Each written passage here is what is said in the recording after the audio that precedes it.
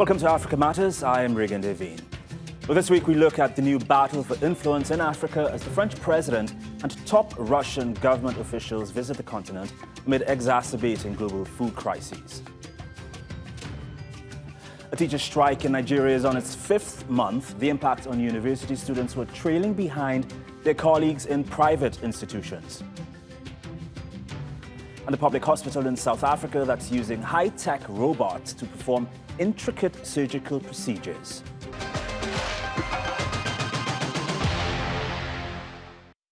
Many countries are grappling with rising food, fuel prices and inflation caused by global supply chain disruptions. Well, the African continent is no exception. The COVID-19 pandemic and Russia's war in Ukraine are taking their toll mainly on the most vulnerable people. The West has been demanding that nations condemn Russia for its actions, and they're using economics to do it. Countries like Egypt, Nigeria and South Africa, which rely on Russia for wheat or mercenaries, are finding themselves walking a fine line to maintain important diplomatic and economic relations as they try to keep neutral in the conflict. But Uganda's president says Moscow has never sought to harm the continent, unlike former colonizers now making demands. Whenever issues come up, and some people want us to take positions against Russia, we say, but you people, these people have been with us for the last 100 years. How can we be automatically against them? We have even forgiven our former enemies, the colonialists, the ones who had colonized us, the ones who had actually taken slaves from here and did bad things. We have forgiven them, and we are working with them. How can we be against somebody who has never harmed us and who instead helped us? Meanwhile, France's president has visited Cameroon, Benin and Guinea-Bissau. He wants the former French colonies to side with the West. We are being pushed around, and sometimes perhaps we were sleepwalking, thinking we are in our comfort zone. No one is going to come and oust us. It's our home, so let be there no misunderstanding. Well, Macron's remarks in response to Russia's Foreign Minister Sergei Lavrov, who also visited Africa to improve Moscow's relations with the continent. Speaking in Uganda's capital, Lavrov said food shortages and inflation are because of Western sanctions and not his country's actions in Ukraine. We have also discussed the current situation on the energy market and food provision. And what our African friends should understand is that the current situation has nothing to do with the special military operation in Ukraine. We agreed that in our bilateral relations, we are going to be underpinned by these principles, and we are going to search for new areas or new ways of cooperation in the energy and food market. Let's speak now with Thembisa Fakude, a senior research fellow at Africa-Asia Dialogues. He joins me now from Johannesburg in South Africa. Mr. Fakude, it's a pleasure having you in the program. Thank you for your time. Firstly, what's your take on all of this? I mean, it definitely feels like there's a new scramble for influence in Africa. Yes, indeed. There is a new scramble for influence in Africa. We've seen Emmanuel Macron, who's somehow managed to synchronize his visit with Sergei Lavrov. So both of them are in Africa at the moment, seeking some favors from Africa. But I think for the Russians is more to kind of guarantee and give some kind of assurance to the Africans that the flow of grain, which has been halted since the war started and the sanctions were imposed on Russia, will continue to flow into Africa. So that's one most important reason why you have particularly Sergei Lavrov in Africa. But again, he seeks to expand the affiliation and alliances since they've been sanctioned and sidelined by almost the rest of the Western world. So he's looking at Africa, and Africa, of course, will be susceptible to such advances by the Russians, given their history, pre-colonization and after colonization. Russia has always been very involved, particularly now with the Wagner Group, which is creating havoc in many African countries as they continue sending mercenaries to fight for the survival of those dictators that continue ruling Africa. Surely Africa is such a vulnerable continent. It needs so much assistance. And I think you describing this as synchronized visits could not be a better description. Do you think African countries are being forced to pick a side between the West and Russia?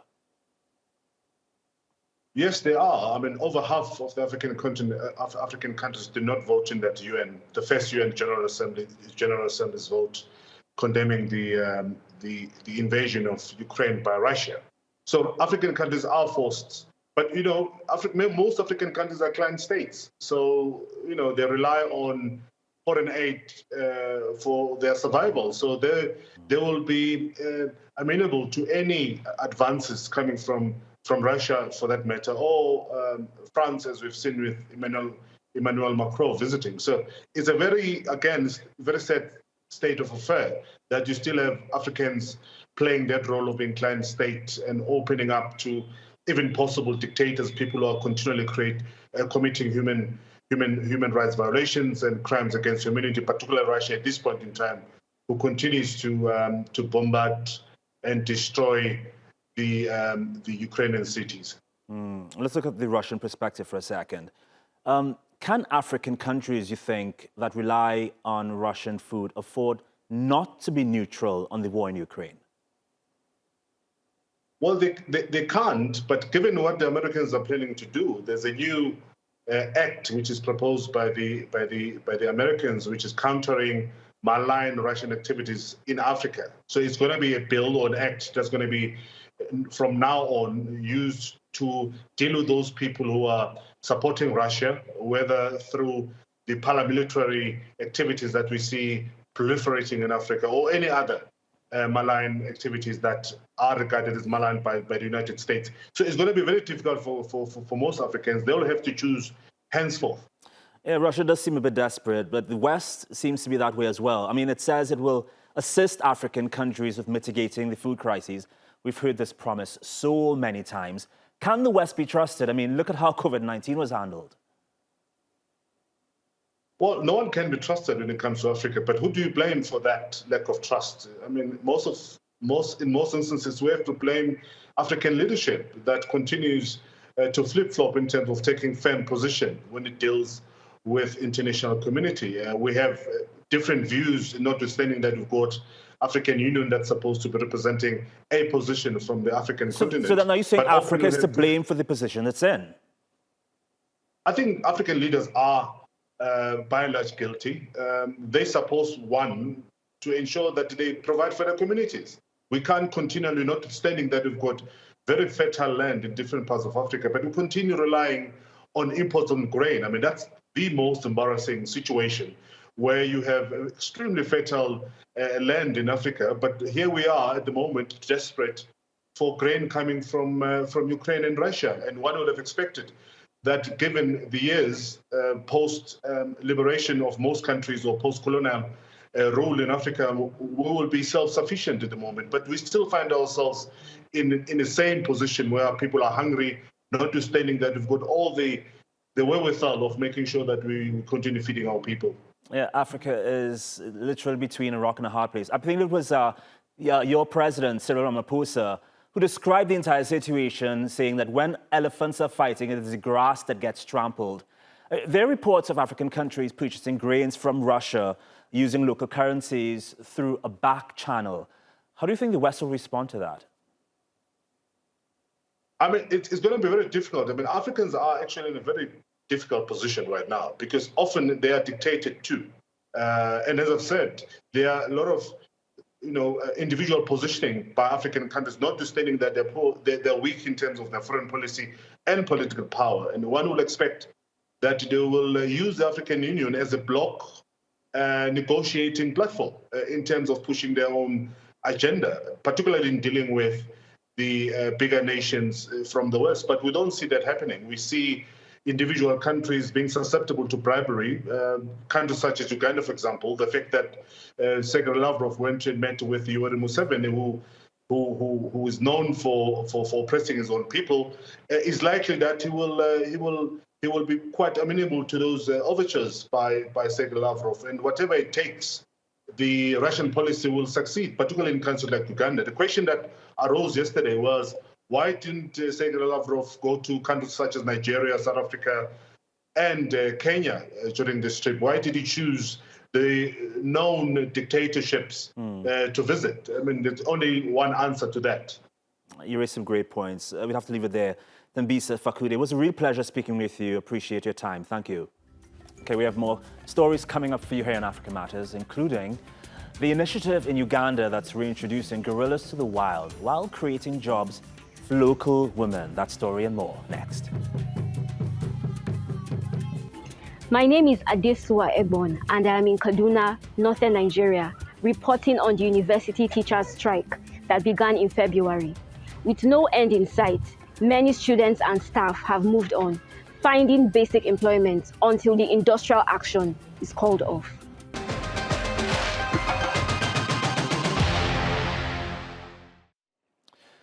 Well, as in much of the world, life across the African continent is heavily influenced by Western culture. One school in Kenya is fighting against the erosion of local values and tradition and has designed its own curriculum accordingly, as Taibe Aidan reports. This is a school with a difference. Located in the city of Nakuru in Kenya's Great Rift Valley, it works to instill a sense of cultural identity in its pupils, as well as hitting the usual educational milestones. Children are just studying maths and English without an identity. And we decided to start teaching these children an identity clause, which is called the Afrocentric Curriculum, which is the freedom curriculum. And when we started doing that, we saw serious transformation. Majority of these children started coming out with excellent results. The Children in Freedom School was founded in January 2018 and now has over 300 students, aged between 5 and 14 years old. Its founders believe African cultures are being eroded by westernization and set out to do something about it. Instead of a school uniform, students are free to wear the traditional dress of their respective tribes. They learn their mother tongues and an alternative local dialect, and are taught about the clans and the places they originate from. This school is an African-centered school. It is trying to change the African mindset and make the Africans love themselves, know who they are, and just be proud and be ready to embrace their culture.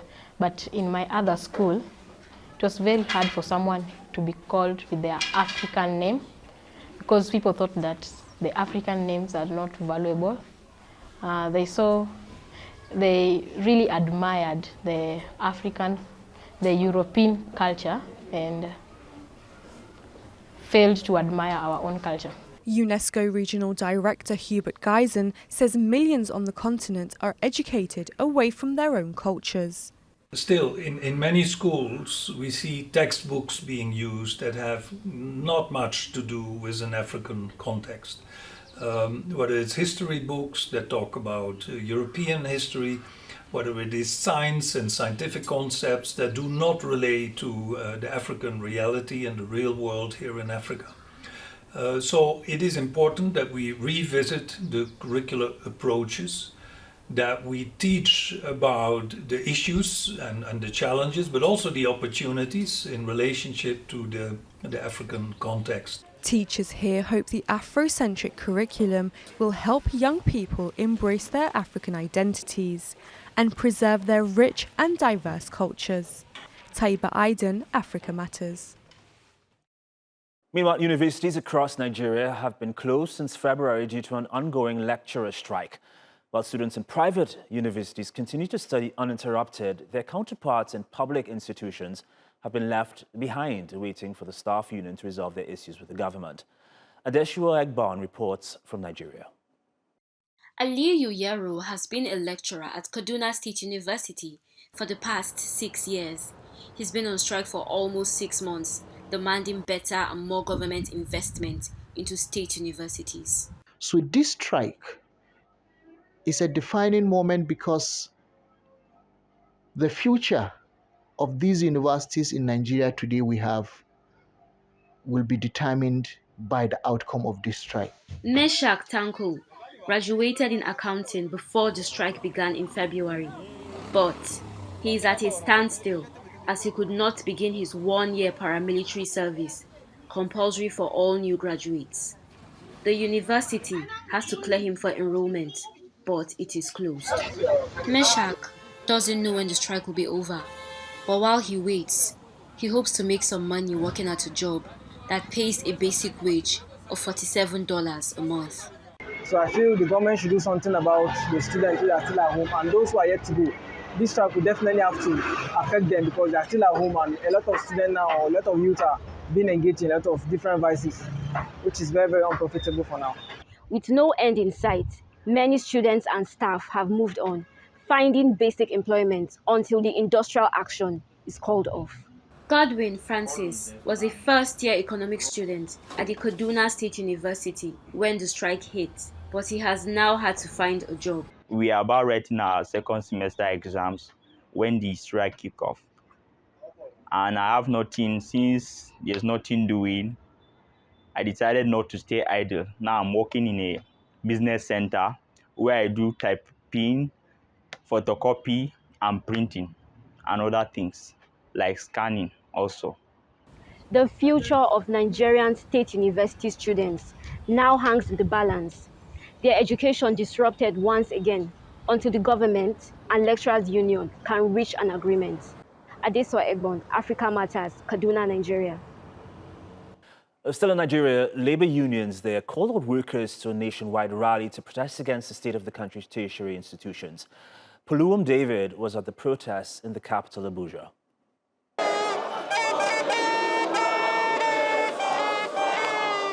These are members of the Nigerian Labour Congress, and right here you have workers from the private and the public sector. They have come out to say enough is enough to the lackadaisical attitude of the government pertaining to crisis, a lingering crisis in the country's educational institutions. Nigerian universities have been on strike for about 6 months now. Polytechnics and colleges of education all have issues of funding, and they have come out to say, in the solidarity stand with some of their brothers in the academic field, to say the government must rise up to the occasion and fix Nigeria's educational system once and for all. The government have the propensity to call off this strike so that we can all go back to our respective classroom and then go back and then graduate from our respective schools. As a matter of fact, I'm supposed to be a graduate by now. I'm supposed to be among those members who are in camp. But here I am today. I'm still outside the street protesting for the prolonged ASUU strike. These workers marched all the way from the Unity Fountain down to the National Assembly to see the legislators and let them know of their grievance. Now, they have said if the government does not do something positive after today's protest, they will embark on a 3-day strike. If nothing is still done afterwards, they will embark on an indefinite strike, thus grounding the nation's economy until the government rises up to the occasion.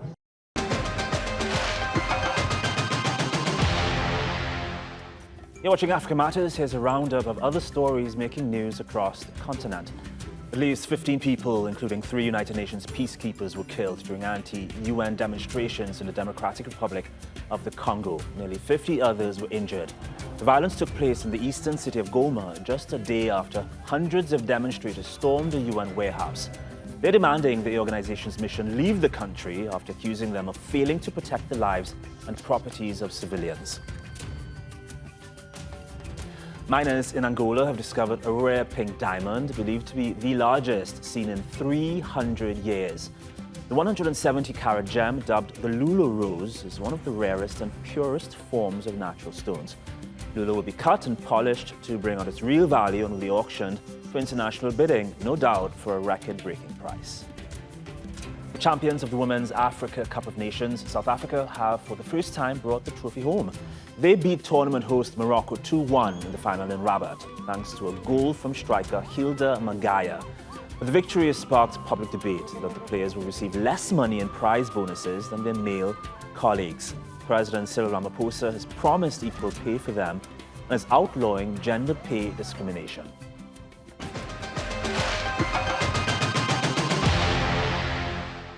Public hospitals in Cape Town have heralded a new era in South Africa's health system.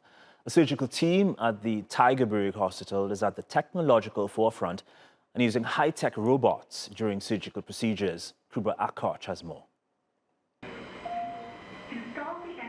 South African public hospitals in Cape Town have a new high-tech assistant. The Da Vinci XI robot is assisting a surgical team to remove a cancerous rectal tumor from a female patient. Fortunately, the Western Cape Department of Health bought 2 Da Vinci robots, which is the Da Vinci XI, which is the most technologically advanced robot, surgical robot that's currently available on the market. And what they're designed for, what they do is they allow you to work very, very finely and with great precision. And they magnify the image that you're seeing a lot more than normal laparoscopic stacks. The robot, which has 4 arms and is controlled by doctors by an immersive 3D console, is the most advanced surgical robot in Africa. The system is used mainly for complex operations such as colorectal, urology, gynecology and hepatobiliary surgeries. Patients have done very, very well. They go home much sooner, so our average length of stay is 3 days. So you have a major procedure, we remove big cancers, and 3 days later you're at home. And the complication rate has definitely come down. And chatting to the patients post-operatively, they have a lot less nerve damage. 2 years ago, the hospital also introduced a robot on wheels called Kanya during the COVID-19 pandemic to help patients connect with their relatives via video or voice call. Now with this innovation, bringing your family members closer to you, since they can't be able to physically come into the hospital, that brings in a lot of relief, and also it's good psychologically for a patient as well. So this innovation, it's quite good. More robotic surgical systems are set to be introduced in the near future, giving more public hospitals in South Africa access to cutting-edge surgery. Kübra Akoç, Africa Matters. Mountain gorillas in eastern African nations are in danger of extinction. The wild animals are surviving in only 2 regions. One of them is in Bwindi Impenetrable National Park in Uganda. Rumesa Choda has more. This dense and green national park in southwest Uganda is home to around 450 mountain gorillas. The magnificent animals are critically endangered, with only around 1,000 left in the world. These gorillas are only found in 3 countries in the whole world, and they are found in Uganda, Congo and Rwanda. And Uganda having the biggest number of the mountain gorillas in the world. The apes were almost entirely wiped out by war, poaching and human development. But now, the gentle giants are thriving once again and habituating peacefully with humans. People who pay to visit the Bwindi Impenetrable National Park are not only helping to protect the apes, but for many are also being given a once-in-a-lifetime experience. It would be very easy to assume that seeing gorillas is just like seeing any other animal, you know, going to visit the chimpanzees or seeing lions, any of the famous animals. But it's not.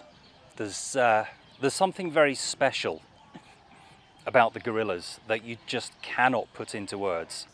The gorillas are also given back to local communities. The organization Right for a Women has opened a guest house near the park and provides job opportunities to local women. The group says their lives have changed for the better thanks to the influx of tourists in area. These are women who are never gone to school, they are not educated. But right now, they know they are going to work. Every morning when they wake up, they're like, oh, even when they call them, they're like, I am at work. So for them, knowing they can work and earn 300 Ugandan shilling, which is about $100 a month, to them it's a miracle because they never thought this would happen. And that is happening just because of gorillas. The gorillas are protected under the Uganda Wildlife Act, which aims to conserve all endangered species in the country. And as more people hear about gorilla trekking, these captivating creatures will continue to provide economic stability to the region while also being in a safe environment to grow their brood. Rumesa Choda, Africa Matters. This week we explore Lamborine from West Central Gabon. The German doctor Albert Schweitzer established a hospital there back in 1913 and received the Nobel Prize for his work. Take a look.